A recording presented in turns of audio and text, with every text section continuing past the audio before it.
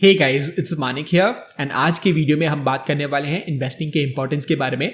बहुत सारे लोग, ऑलमोस्ट 90% लोग इंडिया में अगर आप देखोगे तो इन्वेस्टमेंट करते ही नहीं है एंड उनको बहुत डर लगता है स्टॉक मार्केट से, रियल एस्टेट से, एक्सेट्रा। सो यहाँ पर हम क्या बात करने वाले हैं, हम लॉन्गर टर्म इन्वेस्टमेंट्स के इंपॉर्टेंस के बारे में बात करने वाले हैं एंड क्यों आपको आज के आज एटलीस्ट सोचना चाहिए इन्वेस्टमेंट्स शुरू करने के लिए अगर आप ऑलरेडी नहीं कर रहे हो, या मे बी आप ऑलरेडी एक स्टॉक मार्केट में पार्टिसिपेंट हो बट आप एक ट्रेडर हो, ना कि एक इन्वेस्टर।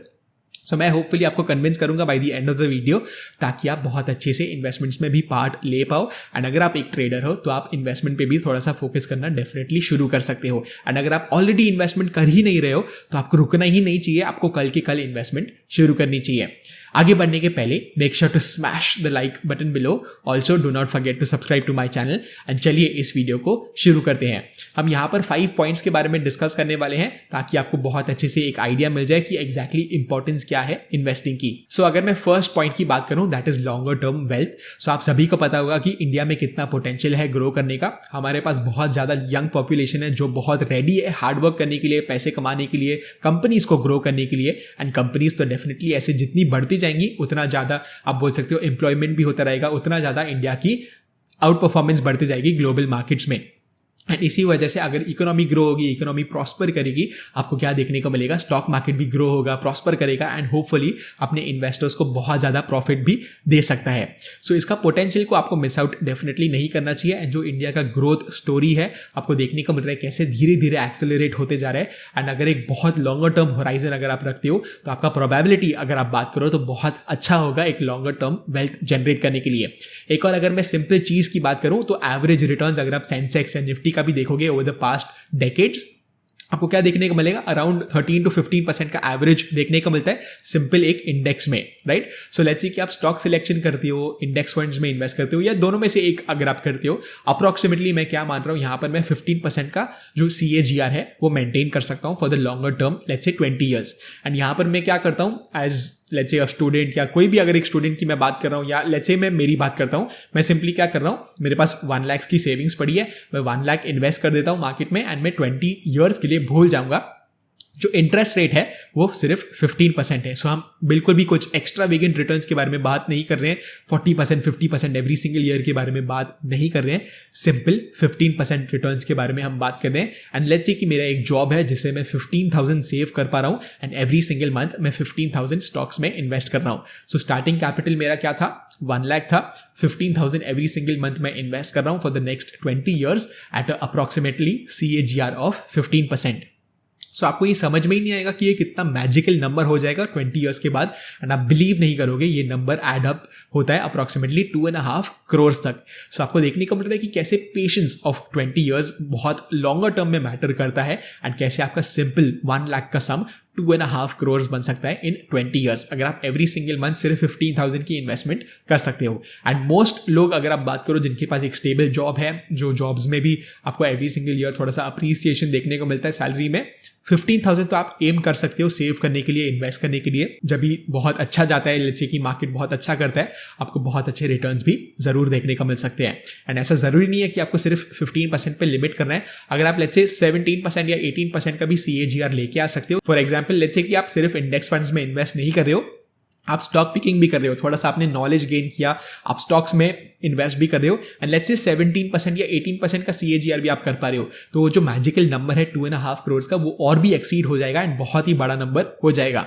उसका कैलकुलेशन मैंने तो अभी तक किया नहीं है, बट एनीवेज आपको समझ में आ रहा है कि भले 15% का भी अगर हम नंबर पकड़े तो लॉन्गर टर्म वेल्थ आपकी कितने अच्छे से क्रिएट हो सकती है।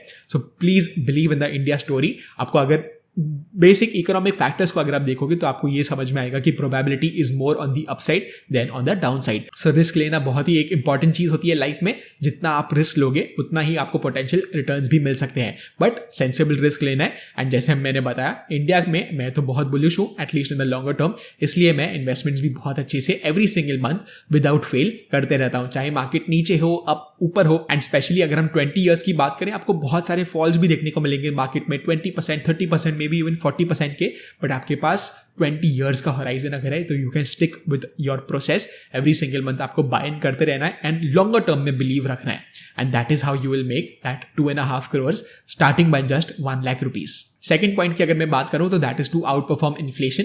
अभी यहाँ पर मुझे समझ में नहीं आता कि एग्जैक्टली बैंक अकाउंट में लोग अपने पैसे को रखते क्यों है, एक्सेप्ट फॉर देयर एक्सपेंसेस। सो बहुत सारे लोग बोलते हैं कि मैं सेव करता हूँ, मुझे लगता है कि मैं सेविंग से बहुत वेल्थ जनरेट कर सकता हूँ, but I beg to differ, right. So inflation अगर आप देखोगे तो अप्रॉक्सीमेटली 7 to 8% चल रहा है अभी के सिनेरियो की अगर मैं बात करूँ, एंड जो सेविंग्स रेट है बैंक्स में जो आपको मिलता है वो अप्रॉक्सीमेटली 2 to 3% है बिफोर टैक्स। सो टैक्स देने के बाद तो वो और भी कम हो जाएगा।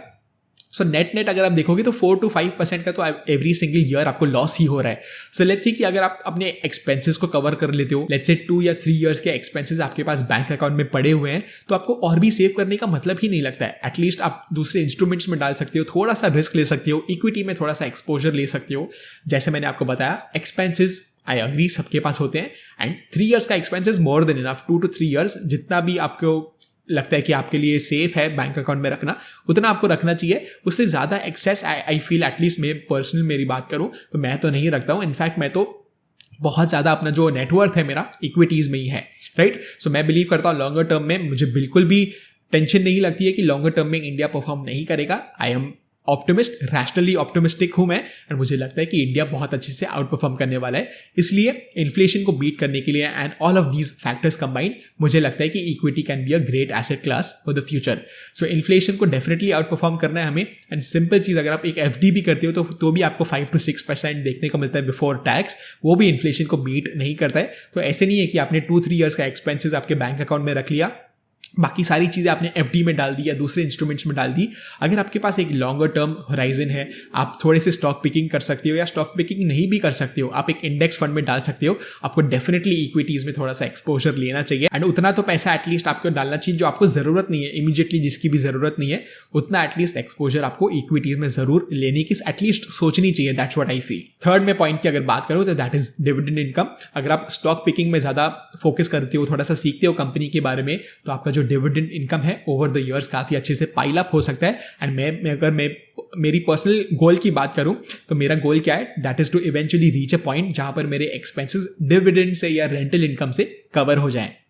सो हाइपोथेटिकली लेट्स से कि मेरा expense every single month is 50,000, तो मुझे क्या चाहिए, let's say by 15-20 years in the future मुझे ये लगता है कि 50,000 अगर मेरा एक्सपेंसेस रहा तो जो भी वो इन्फ्लेशन एडजस्टेड रिटर्न होगा, सॉरी एक्सपेंस होगा, लेट्स से कि वो 1 लाख हो जाएगा अप्रॉक्सीमेटली। मेरा 15 या 20 ईयर्स बाद मेरा जो एक्सपेंस है monthly inflation adjusted approximately 1 lakh हो जाएगा। That's what I am assuming. मैंने कुछ कैलकुलेशन खास नहीं किया, I am just winging it over here. So let's say कि 1 लाख मेरा एक्सपेंस है, एंड मेरा रेंटल इनकम से, डिविडेंड इनकम से मेरा अगर 1 लाख कवर हो जा रहा है एवरी सिंगल मंथ, तो मुझे बहुत एक लिबरेटिंग फीलिंग आएगी, एंड मुझे वर्क करने की ज़रूरत नहीं पड़ेगी, एंड मैं वही चीज़ पे काम कर सकता हूँ जिस पे एक्चुअली मुझे काम करना है। एंड अगर आप वॉरेन बफे की स्टोरी के बारे में जानती हो, कोका कोला में जब भी उन्होंने इन्वेस्ट किया था, काफ़ी पहले उन्होंने इन्वेस्ट किया था, इनफैक्ट 2000s के भी काफ़ी पहले, 1900s में, if I am not wrong 1980s में उन्होंने इन्वेस्ट किया था, या may be even much before that.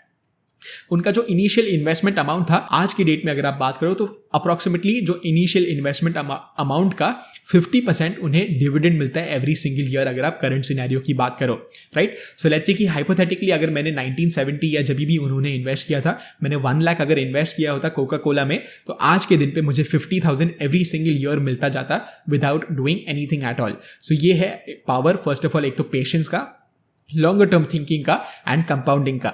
सो यही आपको बेनिफिट्स देखने का मिलेंगे अगर आप इक्विटी में एक्सपोजर लोगे फॉर द लॉन्ग टर्म, अच्छे स्टॉक्स चुनोगे, या maybe as simple as index fund भी अगर आप चुनोगे, तो वहां पर आपको डिविडेंड इनकम तो इतना नहीं देखने का मिलेगा, बट एटलीस्ट आपके पास एक इक्विटीज में एक्सपोजर होगा, एंड आप इन्फ्लेशन को बीट कर पाओगे, एंड एक लॉन्गर टर्म वेल्थ को आप डेफिनेटली जनरेट कर पाओगे। सबसे अच्छी चीज डिविडेंड्स की मुझे यही लगती है कि आपको बेसिकली कुछ नहीं करना पड़ता है, कंपनीज आपके लिए काम कर रही है, आपने कंपनीज को अपना कैपिटल दिया, आपने इन्वेस्ट किया है कंपनीज में, and they are working very hard for you to deliver those profits, and उस प्रॉफिट्स में से थोड़ा सा शेयर वो आपको देते हैं एज डिविडेंड्स। सो ये बहुत अच्छे से अक्यूमुलेट हो सकते हैं over the years, and 15 years 20 years down the line जब भी आपके पास एक हैंडसम कैपिटल हो जाएगा, बड़ा अमाउंट ऑफ कैपिटल हो जाएगा, चाहे वो सिर्फ 1 या 2% का पोर्टफोलियो यील्ड हो डिविडेंड के ऊपर आपका, काफी अच्छे से आपको एटलीस्ट देखने को मिल सकते हैं पैसे. सो लेट्स से हाइपोथेटिकली कोई 10 करोड़ के पोर्टफोलियो तक पहुंच जाता है in the next 20 years. Approximately every single year उसको 10 लाख to 20 लाख के बीच में देखने को मिल सकता है. जस्ट डिविडेंड्स की यहाँ पर मैं बात कर रहा हूँ.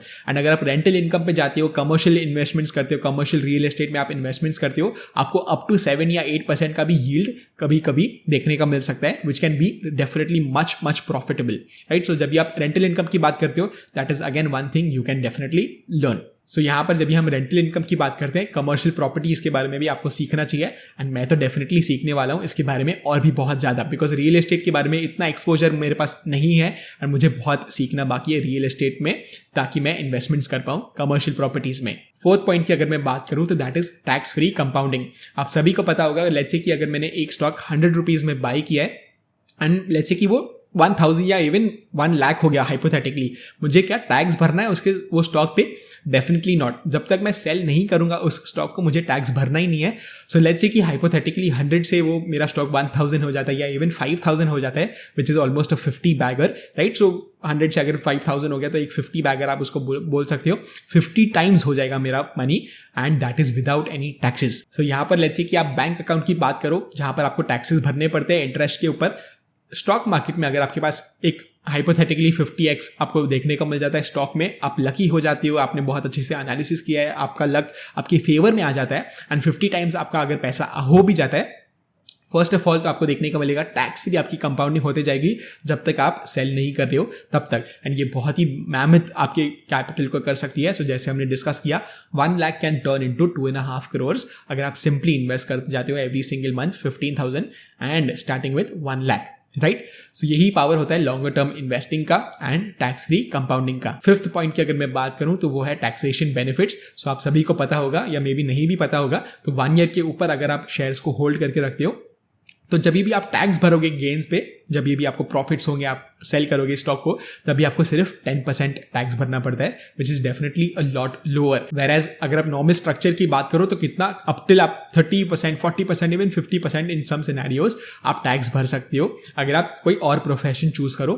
तो. सो अगर एक एम्प्लॉय की बात करें जो एवरी सिंगल मंथ पे चेक टू पे चेक ही काम कर रहा है, वहां पर आपको क्या देखने को मिलेगा? इजिली अगर उसका डिसेंट इनकम है 30%, 40% टैक्स उसको भरना पड़ेगा, which is definitely very gruesome. So यहाँ पे as an investor longer term horizon लेने से मुझे बिल्कुल भी कुछ डाउन साइड नहीं देखने को मिलते. डाउन साइड सिर्फ ये हो सकता है कि अगर ग्लोबल इकोनॉमी में कुछ प्रॉब्लम्स हो गया या लोकल इकोनॉमी में प्रॉब्लम्स हो गया तो मे बी हमारे कैपिटल को चोट पहुंच सकती है. बट जैसे मैंने आपको बताया, आपके पास कैपिटल उतना ही आपको डालना है लॉन्गर टर्म इन्वेस्टमेंट के लिए जिसको आपको एटलीस्ट अभी जरूरत नहीं है. सो होपफुली आपको आइडिया मिल गया होगा कि इंपॉर्टेंस क्या है इन्वेस्टिंग का एंड क्यों आपको कल के कल इन्वेस्टमेंट्स शुरू करनी चाहिए एंड कैसे एक स्मॉल अमाउंट जैसे 1 लाख हमने देखा वो कैसे 2.5 करोड़ हो सकता है by the end of 20 years. अगर आपको ये वीडियो अच्छा लगा, make sure to smash the like button below. Also let me know कि आपको कौन से वीडियोस चाहिए जो मैं इस चैनल पे कवर करूं, बिकॉज यहाँ पर मैं पर्सनल फाइनेंस की, ट्रेडिंग की एज वेल एज इन्वेस्टमेंट्स की बात करना चाहता हूँ. बिकॉज यहाँ पर मुझे पर्सनल फाइनेंस में बहुत इंटरेस्ट है. मैं ट्रेडिंग की बात करना चाहता हूँ, इन्वेस्टमेंट्स के बारे में बात करना चाहता हूँ and overall in general personal finance के बारे में बात करना चाहता हूँ. So please do spare some time and let me know down in the comments section below. And मैं आपको मिलता हूँ अगले वीडियो में. Bye bye.